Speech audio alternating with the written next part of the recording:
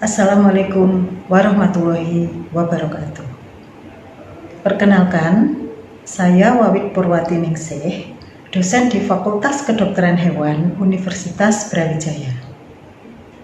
Saat ini saya bertugas di Departemen Biokimia Veteriner. Mata kuliah yang saya ampu yaitu Biokimia Veteriner 1, Biokimia Veteriner 2, dan beberapa mata kuliah yang berbasis biomolekuler. Pada kesempatan kali ini, saya bermaksud untuk memaparkan terkait delivery, interaction, assessment, proses belajar mengajar, mata kuliah Biokimia Veteriner 2. Biokimia Veteriner 2 merupakan mata kuliah wajib di Fakultas Kedokteran Hewan Universitas Brawijaya. Kode dari mata kuliah tersebut adalah PKH 62203. Bobot untuk mata kuliah ini adalah 2 SKS. Berikut merupakan deskripsi singkat dari mata kuliah Biokimia Veteriner 2. Biokimia Veteriner 2 mempelajari tentang komponen, sifat, serta fungsi membran biologi individu. Materi ini diberikan agar mahasiswa memiliki kompetensi dalam hal pengetahuan dan pemahaman tentang struktur, fungsi, dan biosintesis dalam kaitannya dengan transport metabolit atau lalu lintas melalui membran seperti hormon, ion, biomolekul, dan komunikasi sel melalui membran. Untuk kompetensi dalam hal keterampilan berpikir intelektual, mahasiswa diharapkan dapat menggunakan materi yang diberikan dan menganalisa penyebab masalah atau fenomena yang terjadi dari data dan informasi, serta diharapkan dapat mempresentasikan dan memberikan argumentasi baik secara lisan maupun dalam bentuk tulisan secara benar tentang hal-hal yang berhubungan dengan membran biologi dan membedakan antara beberapa sistem transport melalui membran.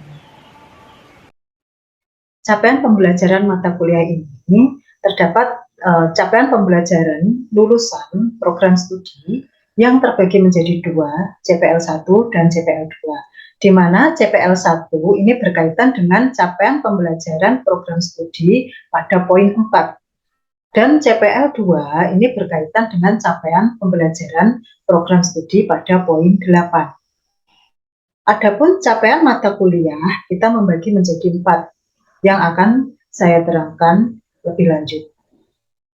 Capaian pembelajaran lulusan program studi yang pertama yaitu mampu menguasai ilmu-ilmu kedokteran hewan sehingga secara konseptual dapat menyimpulkan kondisi hewan sehat dan hewan sakit. Yang kedua yaitu mampu menjadi lulusan yang menguasai teknik analisis biomolekuler. Untuk capaian pembelajaran mata kuliah, yang pertama, mahasiswa mampu memahami tentang struktur dan fungsi komponen penyusun membran biologi. Yang kedua, mahasiswa mampu memahami mekanisme komunikasi antar sel yang difasilitasi membran. Yang ketiga, mahasiswa mampu memahami mekanisme transport molekul atau ion secara simport, uniport, antiport, transport aktif, transport pasif, transport terfasilitasi, dan transport melalui ligan reseptor. Yang keempat, mahasiswa memahami mekanisme signal transduksi artificial membran biologi dan aplikasinya dalam bidang veteriner. Biokimia Veteriner 2 ini terbagi menjadi 14 materi pembelajaran, di mana pada CPMK 1 yang pertama yaitu pendahuluan, perkembangan membran biologi, model Daniel dan Davidson, dan model Sanger dan Nicholson. Yang kedua, komponen penyusun membran dan lipid bilayer, dan permeabilitas membran. Yang ketiga, struktur lipid, asimetri lipid, dan glikolipid sebagai komponen membran sel dan membran fusion. Untuk CPMK yang kedua, Materi pembelajarannya adalah yang pertama, outer mitochondrial membrane, intermembran space, inner mitochondrial membrane, dan matrik mitokondria. Kemudian yang kedua, peran mitokondria dalam major oxidative pathway. Yang ketiga, struktur 3 dimensi protein integral, membran glikoporin, dan interaksi lipid protein. Yang keempat, gate ion channel. CPMK yang ketiga yaitu fluiditas membran dan transport aktif dan pasif, transport terfasilitasi yaitu support, uniport, antiport, definisi osmosis dan difusi, dan tonisitas yaitu isotonis, hipotonis, dan hipertonis, dan advanced biochemistry. CPMK yang keempat yaitu fungsi glikosilasi dan pathway signal transduksi, pathway biokimia signal transduksi, komunikasi sel dan protein kinase C. Yang kedua, signal transduksi G protein dan MAP. Kemudian pada minggu terakhir atau pada pertemuan terakhir dilakukan diskusi kasus-kasus yang diberikan kepada mahasiswa. Dalam proses pembelajaran, di sini ada aspek delivery, interaction, dan assessment. Di mana aspek delivery ini yaitu kita memberikan kuliah dengan durasi waktu 2 kali 50 menit tiap tatap muka. Kemudian untuk aspek interaction yaitu adanya diskusi. Di sini adanya keaktifan dan respon diskusi antara dosen dan mahasiswa atau antar mahasiswa itu sendiri. Kemudian evaluasi atau aspek assessment yaitu disusun rubrik assessment dalam RPS. Adapun platform yang kita gunakan yaitu ada Zoom, VLM yaitu Virtual Learning Management, ini adalah platform dari Universitas Brawijaya.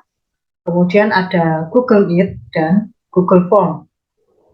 Untuk assessment dalam UTS atau UAS kita menggunakan platform VLM. Dalam proses delivery kita menggunakan referensi-referensi berupa textbook maupun jurnal-jurnal internasional. Berikut merupakan daftar dari textbook yang kita gunakan yaitu Principle of Biochemistry, Biochemistry, Biochemistry of Lipid, Lipoprotein, and Membrane, Biochemistry, The Chemical Reaction of Living Cell, dan Molecular Cell Biology. Untuk aspek interaction, di sini ada diskusi antar mahasiswa dan dosen. Ini biasanya kita lakukan di akhir sesi tatap muka atau akhir sesi perkuliahan, di mana di situ ada tanya jawab antara dosen dan mahasiswa. Kemudian ada diskusi kelompok mahasiswa. Ini adalah diskusi antar mahasiswa untuk studi kasus. Jadi kita memberikan tugas berupa kasus-kasus yang harus mereka diskusikan. Kemudian hasil diskusi tersebut harus ditulis dalam bentuk makalah dan harus dipresentasikan. Ya, ini yang ketiga, presentasi studi kasus.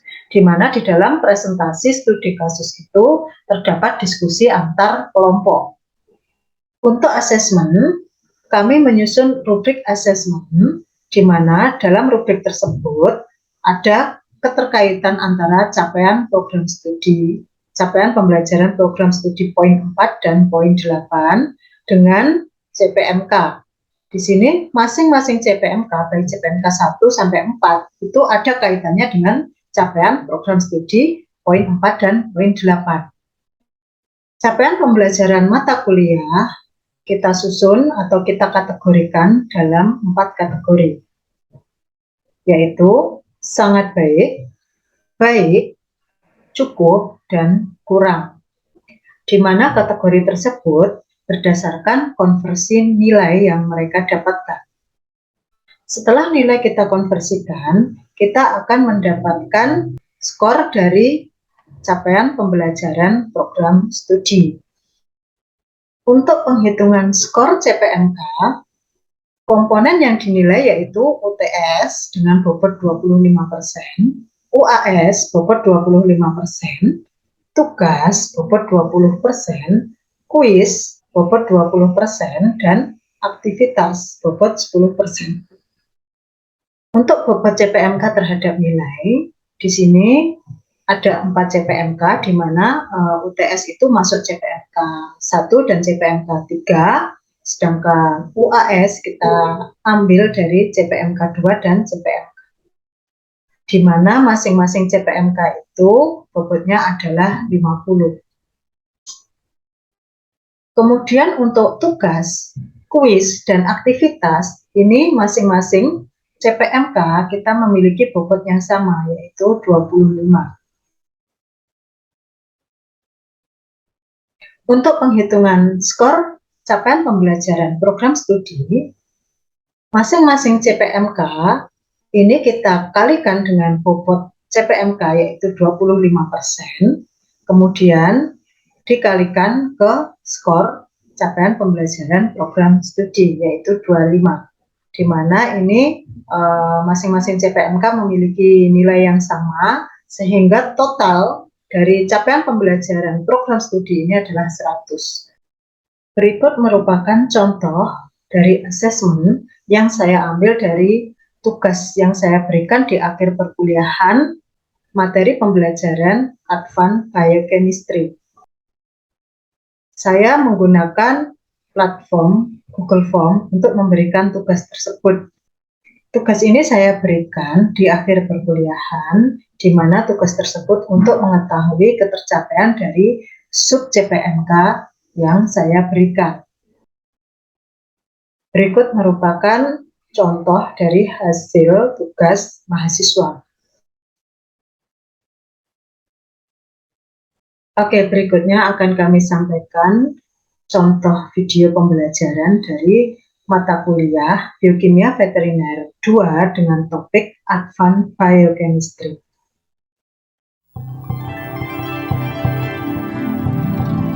Oke, selamat siang adik-adik. Siang, Dok. Siang, dokter. Pada pertemuan kali ini kita akan mempelajari topik perkuliahan poin ke-7, yaitu berkaitan dengan Advanced Biochemistry. Kali ini topik kita adalah Advanced Biochemistry, di mana di sini saya mengangkat topik silver as biomedical material. Kenapa saya mengambil topik tersebut? Karena topik tersebut berkaitan dengan penelitian, di mana di pertemuan ke-7 dari mata kuliah Biokimia Veteriner 2 ini ada prasyarat yang mana pertemuan tersebut, topik tersebut ada integrasi dengan atau berintegrasi dengan penelitian dosen yang mengampu. Oleh karena itu, saya mengangkat topik silver as biomedical material. Jadi, biokimia adalah suatu disiplin ilmu yang mana berkaitan dengan proses kimia yang berhubungan dengan makhluk hidup. Subdisiplin dari mata kuliah ini terkait dengan kimia dan biologi. Biokimia ini digunakan untuk penelitian, baik penelitian untuk di bidang medis atau obat-obatan, bidang nutrisi, ataupun bidang agriculture. Jadi ini contoh dari penggunaan biomaterial. Selama ini silver, ini nanti topik yang akan kita bahas ya. Jadi silver itu merupakan bahan di mana selama ini dikenal sebagai disinfektan dan antimikrobial. Jadi banyak nanopartikel metal itu sedang diteliti untuk penggunaannya sebagai kemoterapi atau sebagai medical terapi yang lain. Jadi nanosilver itu pada hasil penelitian memiliki efek restriksi, jadi mencegah atau menghambat dari perkembangan Escherichia coli, Staphylococcus maupun Streptococcus pyogenes. meskipun nanosilver itu memiliki efek untuk antimikrobial, tetapi pada dosis yang sangat tinggi, metalik nanopartikel itu bisa berpotensi sebagai toksik atau sitotoksik. Oleh karena itu, tetap dilakukan penelitian untuk meneliti atau untuk mengetahui kira-kira dosis berapa sih yang efektif dalam penggunaan nanosilver. Sebagai antiinflamasi, nanosilver itu menekan ekspresi dari proinflamasi. Di sini contohnya adalah sitokin proinflamasi, yaitu TNF-alpha, interleukin 6, interleukin 4. Nanosilver elevate the anti-inflammatory cytokine. Jadi nanosilver itu selain mensupres, efeknya selain mensupres proinflamasi atau menekan proinflamasi, juga meningkatkan dari sitokin anti-inflamasi. Contohnya adalah interleukin 10. Nah, di mana ini interleukin 10 nanti akan saya presentasikan sebagai case study dari hasil penelitian. Kita sekarang akan membahas tentang case study, yaitu hasil research. Research ini adalah eksperimental study menggunakan wound animal model. Hasil dari penelitian menunjukkan bahwa ionic silver water yang saya gunakan itu secara signifikan elevate the level of interleukin 10 expression. Jadi meningkatkan level dari interleukin 10, ekspresi interleukin 10. Sedangkan pada grup ketiga atau P3 group, ini adalah kombinasi antara air silver dengan povidone iodine. Ternyata hasilnya menunjukkan kombinasi tersebut induce the best collagen growth. Nah, berikut merupakan step-step dari perkembangan atau wound healing proses, di proses penyembuhan luka. Yang pertama adalah homeostasis, kemudian dilanjutkan dengan proses inflamasi, kemudian dilanjutkan proliferasi, kemudian reepitalisasi. Nah, di dalam penelitian saya mengambil waktu 7 hari, karena di sini dengan pertimbangan dalam waktu 7 hari itu sudah terjadi proses inflamasi. Ini proses inflamasi yang sudah mau berakhir. Kemudian adanya makrofag predominan, ya, fibroplasia granulation, sudah mulai adanya maturasi dan remodeling. Kemudian sudah terjadi angiogenesis. Nanti kita lihat hasilnya. Nah, di sini tampak bahwa penggunaan silver water ini perkembangannya terlihat bagus. Ekspresi dari interleukin 10 tampak sebagai berikut. Ya. Ini kontrol negatif, ini yang povidone iodine tadi, ini yang silver water, ini yang kombinasi. Nah, di sini ekspresi of interleukin 10, ekspresi interleukin 10 ini di mana P2 ini memiliki nilai yang paling tinggi dan signifikan, perbedaannya signifikan dibanding dengan perlakuan 1 maupun perlakuan 3. Kita lihat di sini kolagen density, ya, kepadatan dari kolagen P1 ini kita ukur skornya 1,44, yang P2 ini 2,16, yang P3 ini 2,6. Oke, dari sini mungkin ada pertanyaan.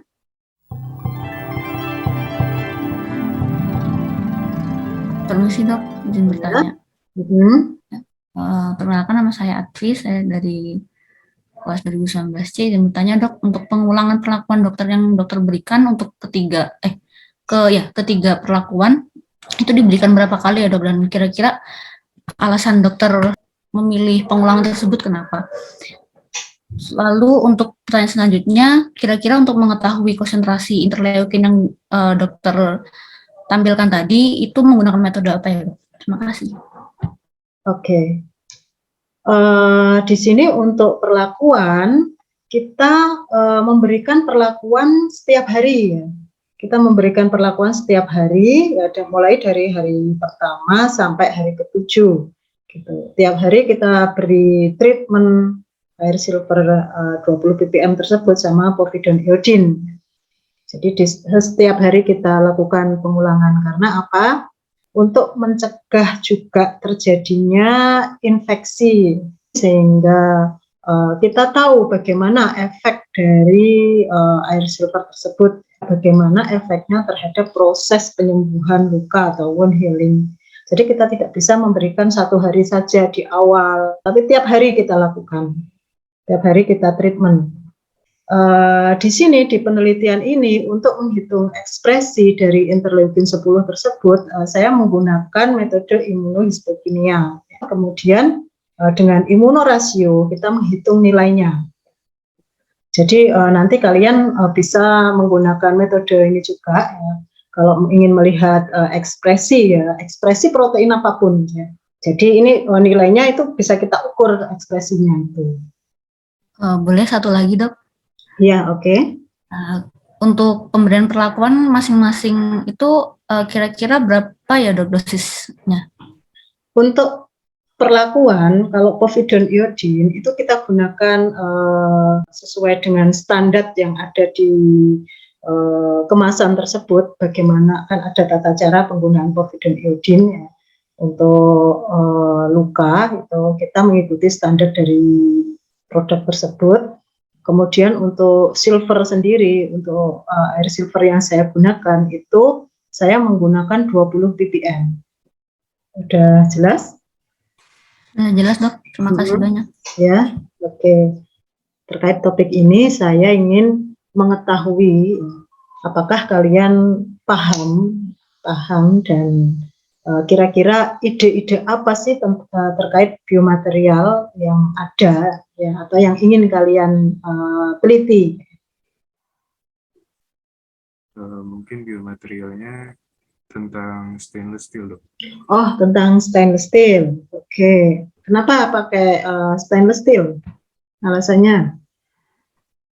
Mungkin itu tahan terhadap korosif, bahan-bahan korosif, kemudian juga kuat, kemudian kemarin saya baca itu kristalografinya kalau salah itu padat sekali, jadi tahan terhadap bahan-bahan tertentu, Dok. Kemudian juga bisa digabungkan dengan keramik untuk membuat komposit dan lain-lain. Oke, nice. Ada yang lain yang ingin menyampaikan ide? Mungkin saya tertarik untuk memakai kitosan, Dokter. Kenapa tertarik untuk memakai kitosan? Berdasarkan jurnal-jurnal yang sudah saya baca sebelum-sebelumnya, kitosan itu cukup banyak digunakan di bidang medis karena dia sifatnya cukup istimewa seperti biodegradable, terus juga tidak bersifat toksik, kemudian tidak menimbulkan reaksi alergi, tidak menyebabkan kanker, dan juga kitosan ini mudah diperoleh karena kitosan itu kan derivat dari kitin yang berasal dari exoskeleton crustacea. Oke, mungkin satu lagi. Iya, Dok. Jadi kalau saya kurang lebih yang tentang stainless steel. Jadi kan selama ini kan sering digunakan untuk pen tulang kalau misalnya implan ortopedik kalau misalnya terjadi fraktur tulang gitu kan, Dok. Nah, setelah saya baca-baca kan dia itu memiliki kelebihan yang udah disebutkan juga sebelumnya tadi. Dia memiliki lebih tahan, kuat, baru lebih anti korosif. Nah, itu setelah saya baca-baca pengaruh dari penambahan zat kobalt atau krom gitu ke stainless steel-nya itu bagaimana kalau dia ditambahkan ke dalam stainless steel yang digunakan untuk implan ortopedik itu, Dok. Oke. Kalau saya sendiri pilih titanium kobalt. Jadi saya baca itu termasuk logam yang lunak gitu dan itu aman buat organ atau tulang di sekitarnya.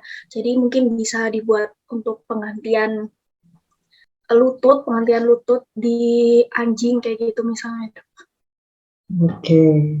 Jadi ini dari perkuliahan kali ini muncul ya ide-ide kira-kira kalian ingin melakukan penelitian apa sih ketika kalian menggunakan biomaterial tersebut. Di situ ada proses-proses yang terkait dengan proses di biokimia atau proses di dalam tubuh yang ada kaitannya dengan kimia atau proses kimia. Jadi advanced biochemistry ini memang dikhususkan untuk mengintegrasikan penelitian dosen yang mengampu biokimia veteriner 2 ini ke dalam mata kuliah tersebut. Oleh karena itu, di sini saya mengangkat topik silver tersebut, ya. Silver sebagai biomaterial. Oke, kalau tidak ada pertanyaan, pertemuan hari ini saya akhiri dan kalau masih ada tambahan pertanyaan lagi mungkin setelah pertemuan kali ini bisa mungkin dilanjut dengan diskusi dengan saya. Silahkan kontak saya. Ya. Jangan lupa ya tugas-tugasnya, tugas yang saya berikan nanti dikerjakan ya, tugas yang terkait dengan mata kuliah ini. Oke, kuliah saya akhiri. Selamat siang. Dok, terima kasih Dok. Selamat siang, Dok. Terima kasih, Dokter. Selamat siang, Dok. Terima kasih, Dok.